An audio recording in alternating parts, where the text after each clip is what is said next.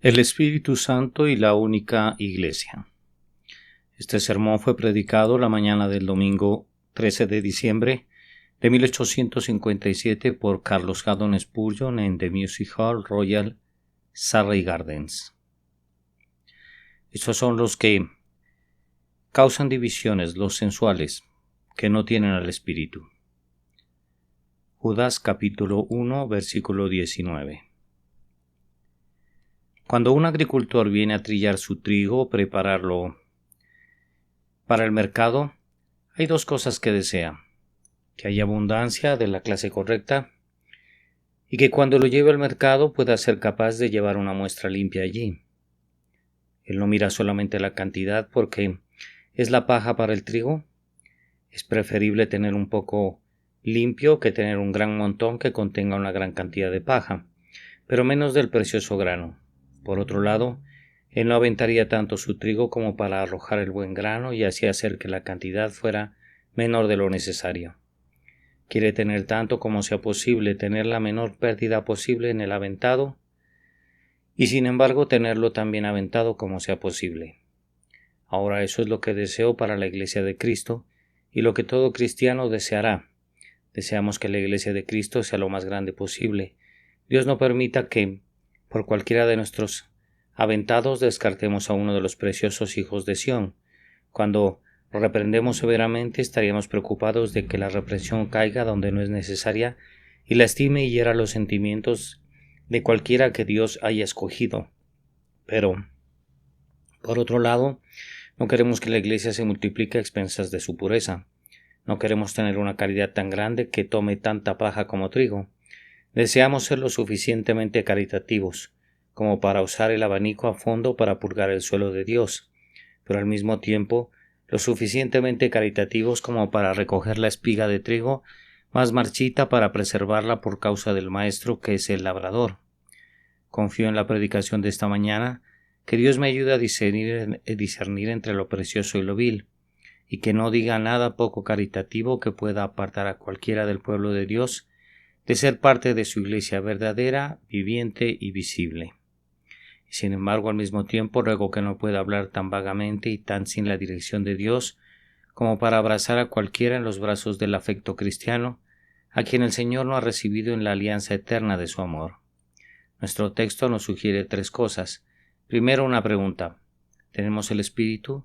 En segundo lugar, una advertencia: si no tenemos el Espíritu, ¿somos sensuales? En tercer lugar, una sospecha: hay muchas personas que se separan. Nuestra sospecha con respecto a ellos es que a pesar de su correcta profesión, son sensuales y no tienen el Espíritu, porque nuestro texto dice: estos son los que causan divisiones, los sensuales que no tienen al Espíritu. Primero entonces, nuestro texto sugiere una pregunta: ¿tenemos el Espíritu? Esta es una pregunta tan importante que el filósofo bien puede suponer todas sus investigaciones para encontrar una respuesta a esta pregunta por cuenta personal. Todos los grandes debates de la política, todos los temas más apasionantes de la discusión humana, bien pueden detenerse hoy y darnos una pausa para hacernos la pregunta solemne: ¿tengo yo el Espíritu? Porque esta pregunta no trata de ningún aspecto externo de la religión, sino que trata de la religión en su punto más vital. El que tiene el Espíritu, aunque se equivoque en 50 cosas, teniendo razón en esto, es salvo. El que no tiene el Espíritu, aunque sea tan ortodoxo, sea su credo tan correcto como las Escrituras, sí, y su moral exteriormente tan pura como la ley, todavía no es salvo. Está destituido de la parte esencial de la salvación, el Espíritu de Dios que mora en él. Para ayudarnos a responder esta pregunta, trataré de exponer los efectos del Espíritu en nuestros corazones bajo diversas metáforas bíblicas. ¿Tengo el Espíritu? Respondo: ¿y cuál es la operación del Espíritu? ¿Cómo voy a discernirlo? Ahora bien, el Espíritu opera de muchas maneras, todas ellas misteriosas y sobrenaturales, todas ellas con las marcas reales de su propio poder y con ciertas señales que las siguen por las cuales pueden ser descubiertas y reconocidas. La primera obra del Espíritu en el corazón es una obra durante la cual el Espíritu se compara con el viento. ¿Recuerdas que cuando nuestro Salvador le habló a Nicodemo, representó la primera obra del Espíritu en el corazón comparándola con el viento, que sopla donde quiere? Así también, dice él, es todo aquel que es nacido del Espíritu. Ahora, sabes que el viento es una cosa muy misteriosa, y aunque hay ciertas definiciones de el que pretenden ser explicaciones del fenómeno, Sin embargo, dejan ciertamente la gran pregunta de cómo sopla el viento y cuál es la causa de que sople en cierta dirección, donde estaba antes. El aliento dentro de nosotros, el viento fuera de nosotros, todos los movimientos del aire son para nosotros misteriosos, y la obra renovadora del Espíritu en el corazón es sumamente misteriosa. Es posible que en este momento el Espíritu de Dios esté soplando en algunos de los miles de corazones que tengo delante. Sin embargo, sería una blasfemia si alguien preguntara por qué camino fue el Espíritu de Dios a tal corazón, cómo entró allí. Y sería una tontería que una persona que está bajo la operación del Espíritu pregunte cómo opera. No sabéis dónde está el almacén del trueno, no sabéis dónde se posicionan las nubes, ni podéis saber cómo sale el Espíritu del Altísimo y entra en el corazón del hombre. Puede ser que durante un sermón dos hombres estén escuchando la misma verdad. Uno de ellos escucha tan atentamente como el otro y recuerda demasiado. El otro se derrite hasta las lágrimas o se conmueve con pensamientos solemnes.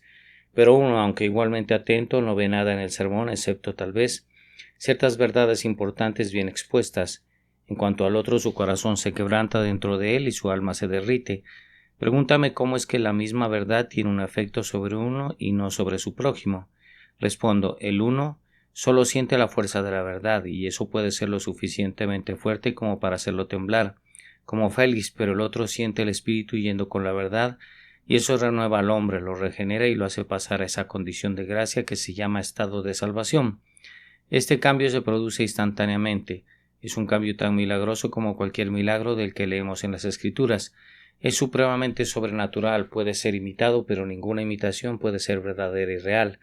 Los hombres pueden pretender ser regenerados sin el Espíritu, pero no pueden ser regenerados. Es un cambio tan maravilloso que los más grandes intentos del hombre nunca podrán alcanzarlo. Podemos razonar todo el tiempo que queríamos, pero no podemos razonar para regenerarnos. Podemos meditar hasta que nuestros cabellos estén grises por el estudio, pero no podemos meditar nosotros mismos en el nuevo nacimiento. El Espíritu, como un viento celestial, sopla sobre los hijos de la carne, nos inspira una mente celestial y forma al hombre de nuevo. Pero pregúntale a un hombre cómo él no puede decírtelo.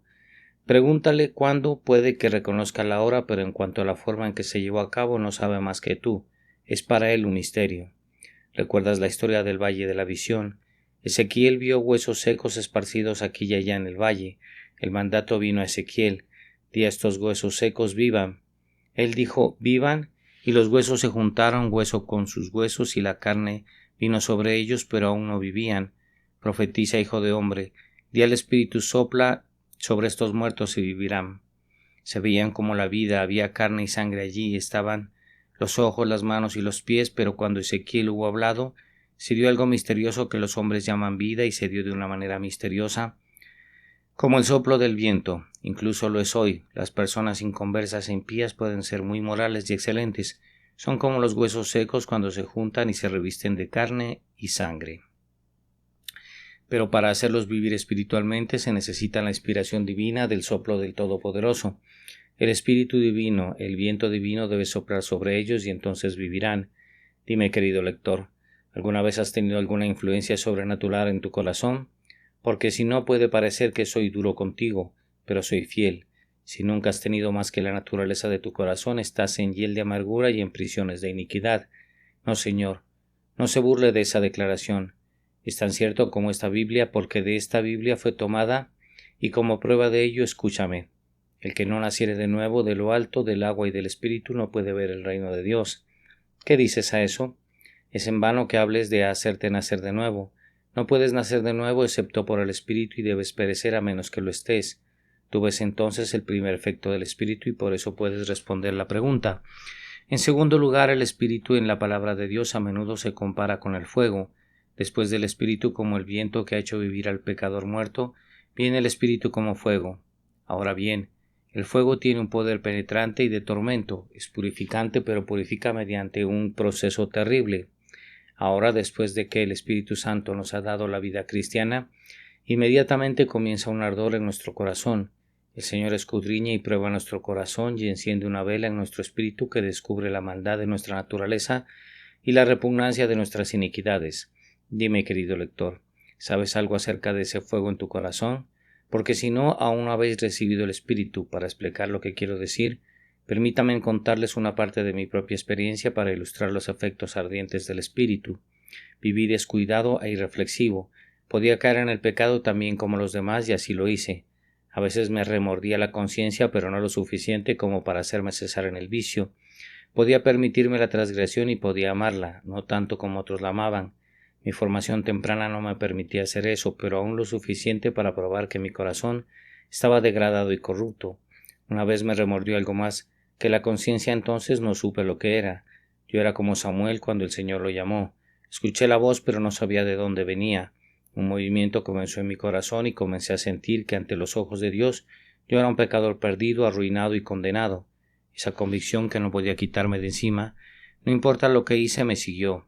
Si buscaba distraer mi mente y apartarla de pensamientos serios, de nada servía. Fui a mi cama y allí soñé con el infierno y con la ira venidera. Me desperté y esta terrible pesadilla, este incubo todavía se cernía sobre mí. ¿Qué puedo hacer? Renuncié primero a un hábito vicioso, luego a otro, no importaba. Todo esto fue como sacar un tizón de una llama que se alimentaba de bosques en llamas. Hiciera lo que pudiera, mi conciencia no encontró descanso. Hasta la casa de Dios fue a escuchar el Evangelio. No había Evangelio para mí. El fuego ardía, pero más ferozmente, y el mismo soplo del Evangelio parecía avivar la llama. Me fui a mi alcoba y a mi aposento para orar. Los cielos eran como bronce y las ventanas del cielo estaban cerradas contra mí. No pude obtener ninguna respuesta. El fuego ardía con más vehemencia, entonces pensé, no viviré siempre. Ojalá nunca hubiera nacido. Pero no me atreví a morir porque hubo un infierno cuando yo estaba muerto. Y no me atreví a vivir porque la vida se había vuelto intolerable. Todavía el fuego ardía con vehemencia hasta que finalmente llegué a esta resolución. Si hay salvación en Cristo, la tendré. No tengo nada propio en quien confiar. Lo hago hasta ahora, oh Dios, renuncio a mi pecado y renuncio también a mi propia justicia. Y el fuego ardió de nuevo y consumió todas mis buenas obras, sí, y mis pecados con ellas. Y luego vi que todo este ardor era para llevarme a Cristo, y oh, el gozo y la alegría de mi corazón cuando Jesús vino y roció agua sobre la llama y dijo: con mi sangre os he comprado, pon tu confianza en mí, haré por ti lo que tú no puedes hacer por ti mismo, quitaré tus pecados, te vestiré con un manto inmaculado de justicia, te guiaré durante todo tu viaje y finalmente te llevaré al cielo. Dime, querido lector, ¿sabes algo acerca del ardor del Espíritu? Porque si no, repito, no soy duro, soy veraz. Si nunca has sentido esto, no conoces al Espíritu. Para avanzar un poco más, cuando el Espíritu ha vivificado así el alma y la ha convencido de pecado, entonces él viene bajo otra metáfora. Viene bajo la metáfora del aceite. El Espíritu Santo se compara con mucha frecuencia en las Escrituras con el aceite. Unges mi cabeza con aceite, mi copa rebosa. Ah, hermanos, aunque el principio del Espíritu es por fuego, no termina ahí. Podemos ser ante todo convencidos y llevados a Cristo por la miseria, pero cuando llegamos a Cristo no hay miseria en Él y nuestra tristeza es el resultado de no acercarnos lo suficiente a Él. El Espíritu Santo viene como el buen samaritano y derrama el aceite y el vino. Y oh, qué aceite es con el que unge nuestra cabeza y con el que cura nuestras heridas. Cuán suaves los linimentos que Él ata alrededor de nuestras heridas. Qué bendito el colirio con el que unge nuestros ojos. El Espíritu, después de haber convencido, comienza a consolar, y ustedes que han sentido el poder del Consolador del Espíritu Santo me darán testimonio de que no hay consolador como Él, que es el Paráclito. Oh, trae la música, la voz del encanto y el sonido de las arpas. Ambos son como vinagre sobre salitre para el que tiene el corazón apesadumbrado. Tráeme los encantos del mundo mágico, y todos los goces de sus placeres no hacen más que atormentar el alma y pincharla con muchas espinas. Pero, oh Espíritu del Dios viviente, cuando soplas sobre el corazón no hay una sola ola de ese mar tempestuoso que no duerma para siempre cuando tú ordenas que se aquiete. No hay un solo soplo del soberbio huracán y tempestad que no deje de bramar y que no se quede quieto cuando tú le dices: pasa a vosotros, tus pecados te son perdonados. Dime, ¿conoces al Espíritu bajo la figura del aceite? ¿Lo han sentido obrando en sus espíritus, consolándolos, ungiendo su cabeza, alegrándolos y haciéndolos regocijar? Hay muchas personas que nunca sintieron esto. Esperan ser religiosos, pero su religión nunca los hace felices. Hay montones de maestros que tienen suficiente religión para hacerlos sentir miserables. Preocúpense de no tener ninguna religión porque la religión hace feliz a la gente. Cuando tiene todo su dominio sobre el hombre, lo alegra, puede comenzar en agonía, pero no termina allí. Dime, ¿alguna vez tu corazón saltó de alegría? ¿Tus labios han entonado alguna vez canciones de alabanza extática? ¿Tus ojos alguna vez destellan el fuego de la alegría? Si no es así, temo que aún estéis sin Dios y sin Cristo, porque donde viene el Espíritu, sus frutos son gozo, paz, amor, confianza y seguridad para siempre. Ten paciencia conmigo una vez más. Tengo que mostrarte una figura más del Espíritu y por eso también podrás determinar si estás bajo su operación. Cuando el Espíritu ha actuado como viento, como fuego y como aceite, entonces actúa como agua. Se nos dice que somos nacidos de nuevo del agua y del Espíritu. Ahora bien, no creo que seas tan necio como para necesitar que yo diga que ningún agua, ya sea por inmersión o por aspersión, puede operar en el más mínimo grado en la salvación de un alma. Puede que haya unas cuantas pobres criaturas cuyas cabezas fueron puestas sobre sus hombros de forma equivocada, que todavía creen que unas pocas gotas de agua de las manos de un sacerdote pueden regenerar almas. Puede que haya unos cuantos, pero espero que la contienda desaparezca pronto. Confiamos en que llegará el día en que toda esa burguesía no tendrá otro evangelio que predicar en nuestras iglesias, sino que se habrá pasado completamente a Roma, y en que esa terrible mancha en la iglesia protestante llamada pusellismo habrá sido cortada como un cáncer y arrancada de raíz cuanto antes nos deshagamos de eso mejor. Y cada vez que oigamos que alguno de ellos se va a Roma, que se vaya. Ojalá pudiéramos deshacernos del diablo con la misma facilidad. Pueden ir juntos, no queremos a ninguno de ellos en la iglesia protestante. Pero el Espíritu Santo, cuando viene al corazón, viene como el agua, es decir, viene a purificar el alma. El que hoy vive tan sucio como antes de su pretendida conversión es un hipócrita y un mentiroso. El que en este día ama el pecado y vive en él tal como era probable que antes lo hiciera, que sepa que la verdad no está en él, sino que ha recibido el fuerte engaño para creer la mentira. El pueblo de Dios es un pueblo santo. El Espíritu de Dios obra por amor y purifica el alma. Una vez que entre en nuestros corazones no descansará hasta que haya eliminado todos los pecados. El Espíritu Santo de Dios y el pecado del hombre no pueden convivir en paz. Pueden estar ambos en el mismo corazón, pero no pueden reinar allí, ni pueden estar ambos quietos allí, porque el deseo de la carne es contra el Espíritu, y el del Espíritu es contra la carne. Estos no pueden descansar, sino que habrá una guerra perpetua en el alma, de modo que el cristiano tendrá que clamar: miserable de mí, ¿quién me librará de este cuerpo de muerte? Pero a su debido tiempo el Espíritu echará fuera todo pecado, y nos presentará irreprensibles ante el trono de su majestad con gran gozo. Ahora, querido lector, responde esta pregunta por ti mismo y no por otro hombre. ¿Has recibido este Espíritu?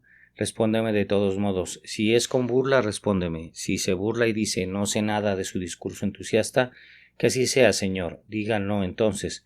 Puede ser que no te importe responder en absoluto. Te suplico que no desistas de mi súplica, sí o no. ¿Has recibido el Espíritu? Señor, ningún hombre puede encontrar fallas en mi carácter. Creo que entraré en el cielo por mis propias virtudes. Esa no es la pregunta, Señor. ¿Has recibido el Espíritu? Todo lo que dices que puedes haberlo hecho.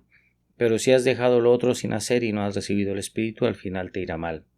¿Ha tenido una operación sobrenatural en su propio corazón? ¿Ha sido hecho un hombre nuevo en Cristo Jesús? Porque si no, confía en esto, ya que la palabra de Dios es verdadera. Estás fuera de Cristo y muerto como estás, serás excluido del cielo, sea quien seas y lo que hagas. Por lo tanto, he tratado de ayudarlo a responder la primera pregunta, la indagación.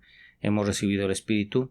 Y esto me lleva a la precaución. Se dice que el que no ha recibido el Espíritu es sensual. Oh, qué abismo hay entre el menor cristiano y el más grande moralista.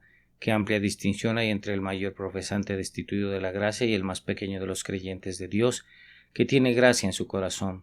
Tan grande es la diferencia que hay entre la luz y las tinieblas, entre la muerte y la vida, entre el cielo y el infierno, entre un santo y un pecador. Para resaltar mi texto, dice en una frase no muy agradable que si no tenemos el Espíritu somos sensuales. Sensual, dice uno. Bueno, no soy un hombre convertido. No pretendo serlo, pero no soy sensual. Bueno, amigo, y es muy probable que no lo seas.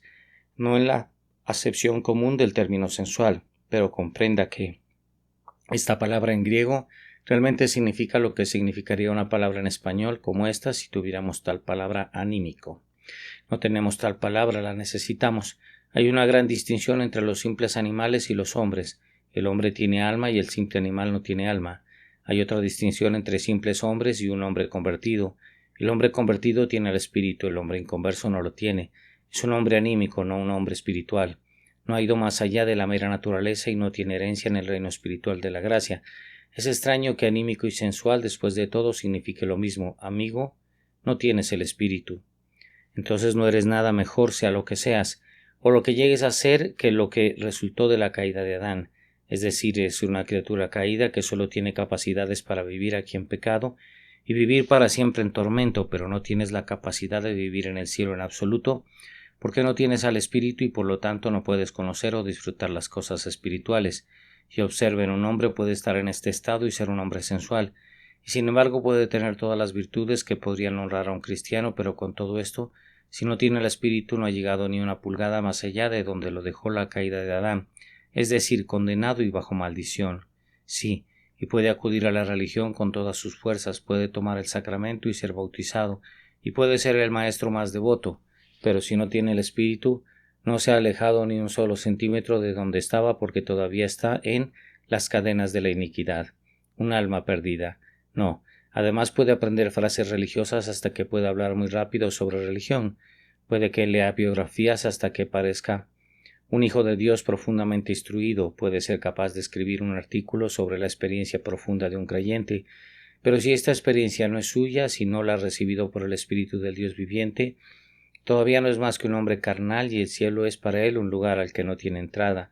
No, además podría llegar tan lejos como para convertirse en un ministro del Evangelio y también en un ministro exitoso, y Dios bendiga la palabra que predica para la salvación de los pecadores, pero a menos que haya recibido el Espíritu, sea tan elocuente como Apolos y tan serio como Pablo, no es más que un simple hombre anímico sin capacidad para las cosas espirituales. No, para colmo incluso podría tener el poder de obrar milagros como lo tuvo Judas. Incluso podría ser recibido en la iglesia como un creyente, como lo fue Simón el mago, y después de todo esto, aunque haya echado fuera demonios, aunque haya sanado a los enfermos, aunque haya hecho milagros, le cerrarán las puertas del cielo en sus dientes si no ha recibido el Espíritu, porque esto es lo esencial, sin lo cual todo lo demás es en vano.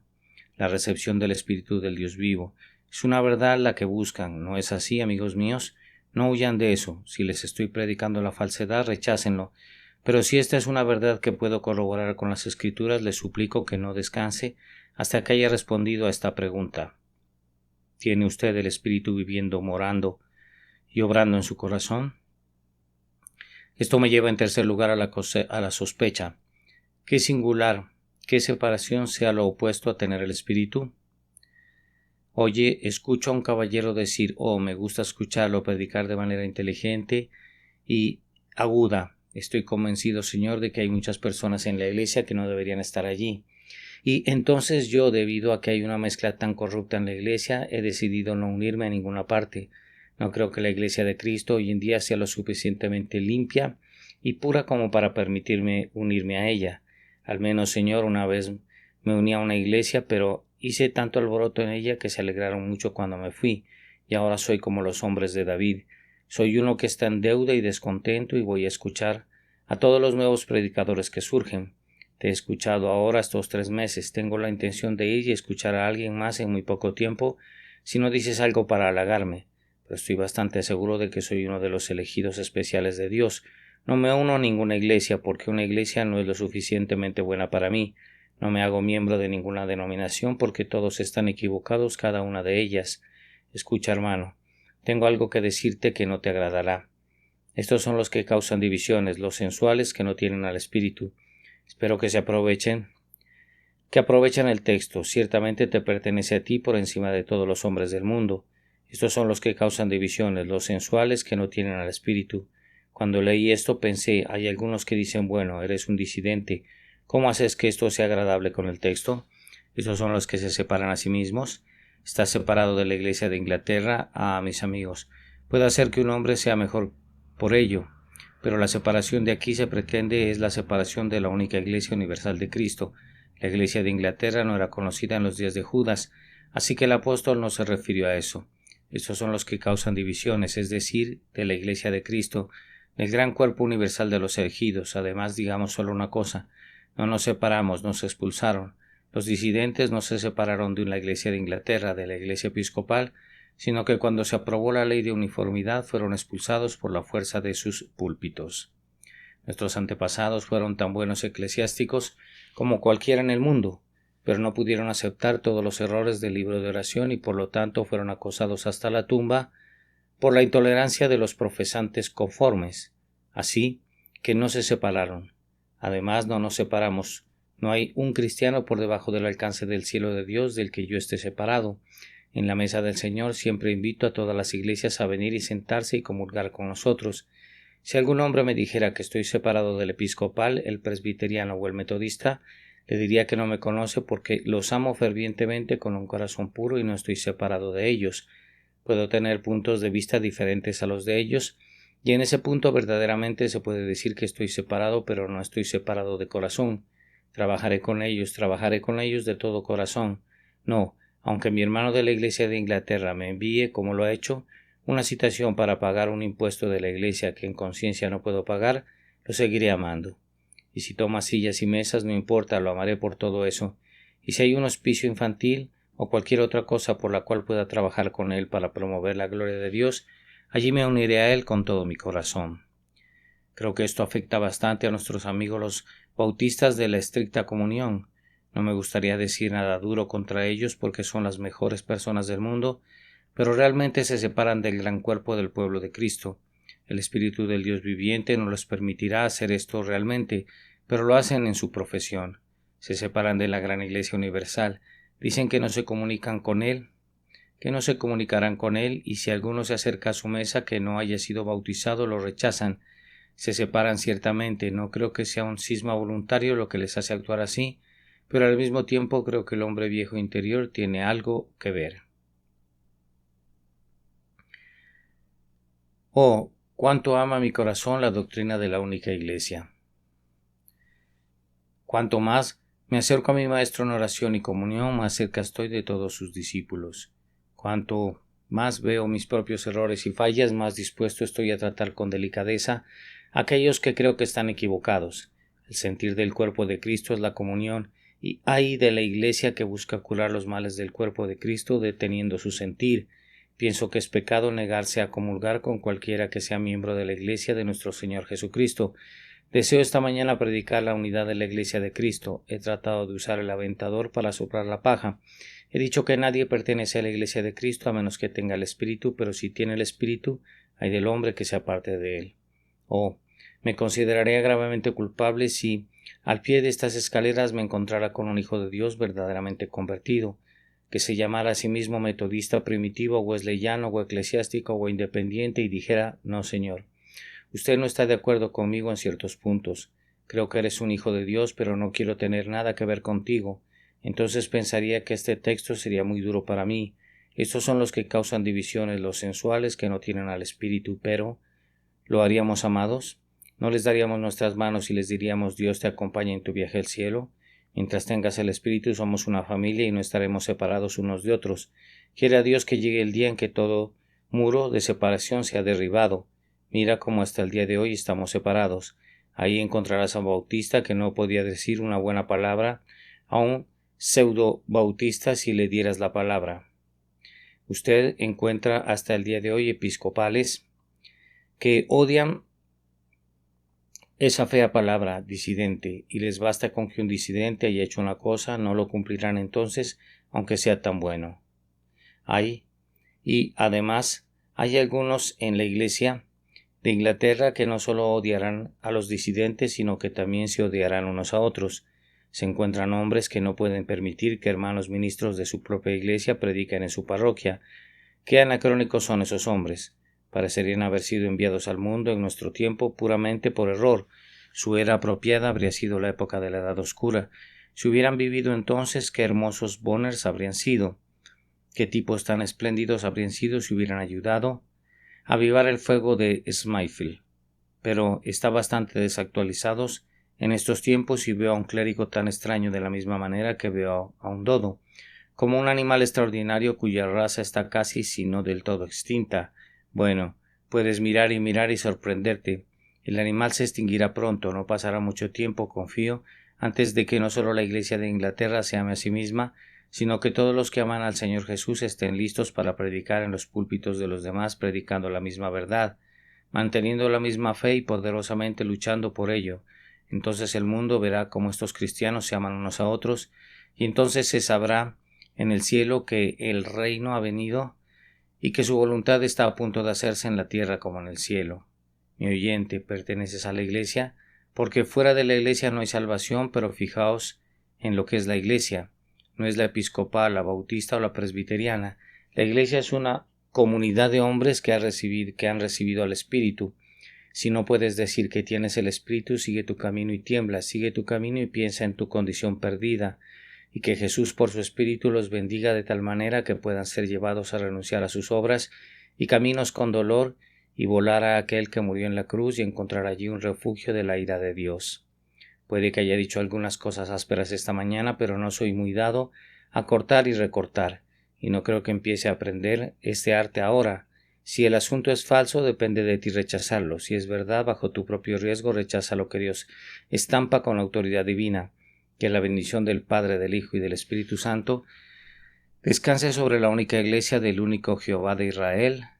Amén y amén. El Espíritu Santo y la única iglesia. Este sermón fue predicado la mañana del domingo 13 de diciembre de 1857 por Charles Haddon Spurgeon en The Music Hall, Royal Surrey Gardens. Estos son los que causan divisiones, los sensuales que no tienen al Espíritu. Judas capítulo 1 y versículo 19.